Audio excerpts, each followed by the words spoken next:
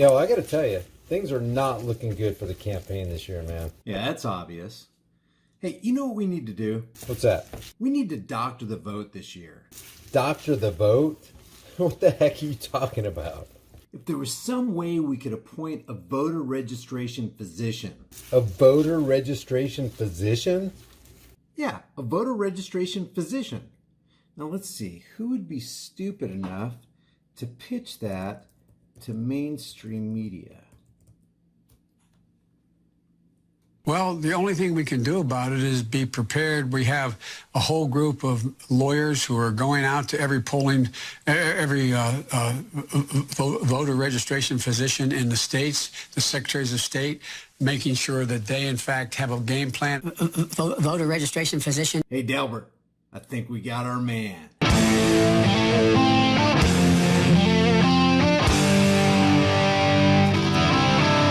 Do yourself a favor right now, click on the link in the description, grab my code, and get a massive discount on this ultra bright rechargeable survival flashlight. You can hang it on any metal surface, it's durable, the charge lasts forever, you don't need batteries because it's powered by the sun or with a wall outlet. You can use it to charge your cell phone from 0 to 100%.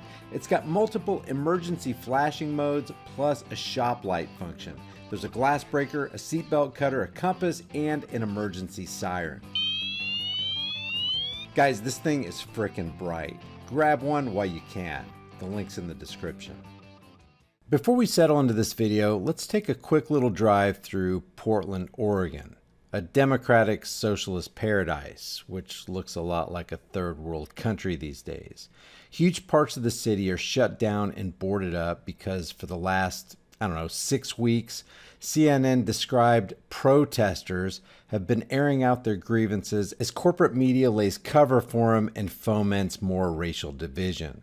Guys, this is the America social engineers want us to have as the corporate takeover of this country ensues under the direction of the Federal Reserve.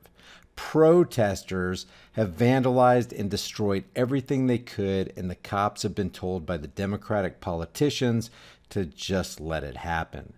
Federal and municipal buildings, courthouses, and large and small businesses are all closed up, and wood panels have been installed because of the mass protesting. Let's call it what it is. It's rioting and looting. These mobs scream at police for hours and then toss objects at them and attack them with sticks and bats. Then, when the cops make arrests, they cry foul and call it police brutality. And then they turn right around and hypocritically ask for a police presence to protect them.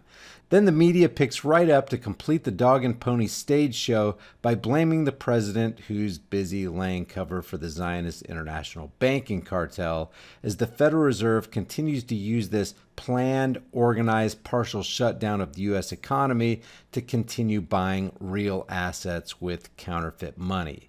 So on the one hand, we have socialism spreading across our land at the hands of the violent Marxist outrage mob, and on the other hand, we have fast-track socialism being forced on the people as Trump has and will continue to sign trillion-dollar corporate bailout packages. As Juvenal said, give them bread and circuses and they shall never revolt. And as long as people engage in the show under the big top, you can only expect things to get worse.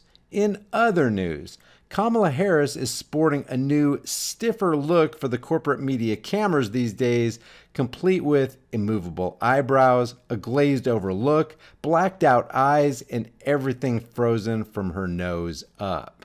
So what do you think, guys? Is this real, overdone plastic surgery, or CGI?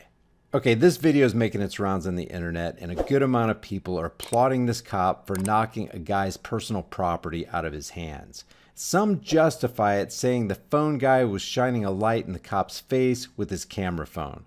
Others contend that the guy was simply exercising his constitutional right to record a public servant in a public place. And I understand this is just a short clip, and I'm sure there's a greater context. But let's just say all it was is that the cop was irritated at the guy for recording him. Do the cop's actions line up with the principles of individual liberty? Does the cop have the right to shine a light into the camera to keep from being recorded? Is recording a crime now? Should protesters be allowed to film cops or not?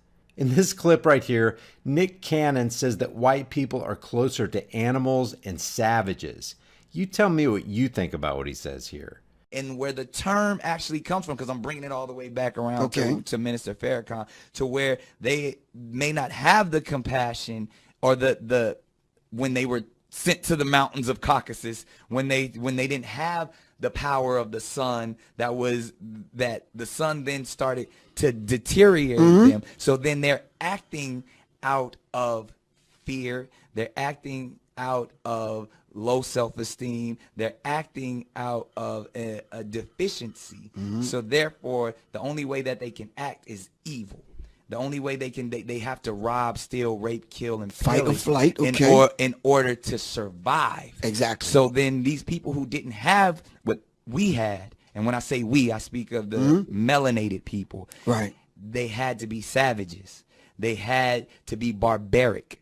Because they're in these Nordic mountains. They're in these rough, torrential environments. So they're acting as animals. Right. So they're the ones that are actually closer to animals. They're the ones that are actually the true savages. And we've been told by mainstream media that black people can't be racist. Racism presupposes the ability to control a significant segment of the population economically, politically, and socially by imposing law, covenant, and restriction on their lives. Black people ain't had no capacity to do that. Can we be bigoted? Yes. Can we be prejudiced? Yes. Racist? No. What the hell did you just say? Can we be bigoted? Yes. Can we be prejudiced? Yes. Racist? No. So you tell me, was this a racist comment from Nick Cannon? On the other side of the spectrum, we have this message from Charles Barkley. Listen, Deshaun Jackson, Steven Jackson, Nick Cannon, Ice Cube, man, what the hell are y'all doing? Like, y'all want racial equality. We all do. I don't understand how insulting another group helps our cause. And the only person called y'all on it was Kareem. We can't allow black people to be prejudiced also, especially if we're asking for white folks to respect us, give us economic opportunity, and things like that.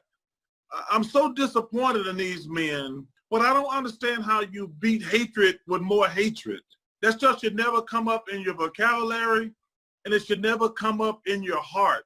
I don't understand it. I'm never going to accept it. And I'm asking you guys, I'm begging you guys, man. You guys are famous. You got a platform. We got to do better, man. I want allies. I don't want to alienate anybody. And to take shots at the Jewish race, the white race, I just don't like it because it's not right. And I had to call them on it because it's really been on my heart. As this priest with the diaper on his face struggles to breathe behind her, protest organizer Lilith Sinclair lets us know that she's here to abolish the United States as we know it. Hi everyone. As many of you know, my name is Lilith Sinclair. I'm an Afro-Indigenous, non-binary local organizer here in Portland. Sorry, what? I'm an Afro-Indigenous, non-binary local organizer here in Portland. What you talking about, Willis? Organizing for the abolition of not just the militarized police state, but also the United States as we know it. I want to make sure that while we are standing here on stolen land. Now, this is consistent with the BLM Marxist ideology coming out of BLM founders like Patrisse Cullors and BLM leader in the greater New York area, Hawk Newsom.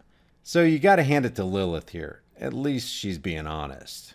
In other news, the left versus right paradigm lie continues to work its destructive magic in the minds of the masses, keeping us all distracted, deceived, and divided. This is Bevelyn Beatty and her crew spreading black paint on the Black Lives Matter graffiti in the street. And of course, liberals are infuriated at this while conservatives applaud it. Some are making the argument that the right condemns the left for vandalizing and yet applauds their own people for doing the exact same thing. The argument is you can't fight vandalism with your own vandalism. People on the other side are saying that what Bevelyn Beatty is doing here is heroic and patriotic. They say if BLM can paint their slogans on the side of buildings and in the street, then the right can do the same thing and are justified in doing so. Matter of fact, there's a whole slew of people supporting Beatty, and her social media presence has gone parabolic. What do you guys think? Did Beatty do the right thing when she poured paint on the street, or is this just a bunch of nonsense? Is there another better way to fight the BLM tyranny? If you guys get something out of my videos and you want to support this channel, the best thing you can do is give this video a like and share it with everybody you know everywhere you can on social media.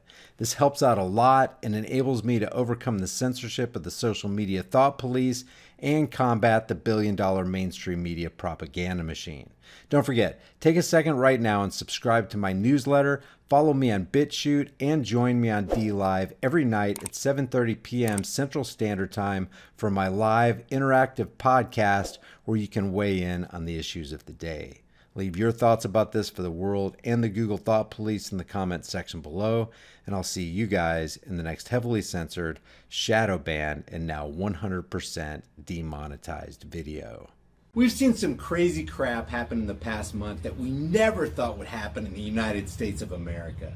People fighting over toilet paper and disinfectant sprays, reports coming in from all over the place of empty store shelves, no meat, no chicken, no eggs, the rice is gone. The last thing you want to do is be at a store fighting over food with the rest of the lemmings. But you can sidestep all that by going to my website, preparewithhighimpactflix.com, where you can pick up a couple months worth of delicious, nutritious, 2,000 calorie a day food that can store for up to 25 years. The site is preparewithhighimpactflix.com, and I'll throw that in the description and in the pinned comment for you. Never underestimate the power of stupid people in large crowds. It's better to have a food supply and not need it than to need it and not have it.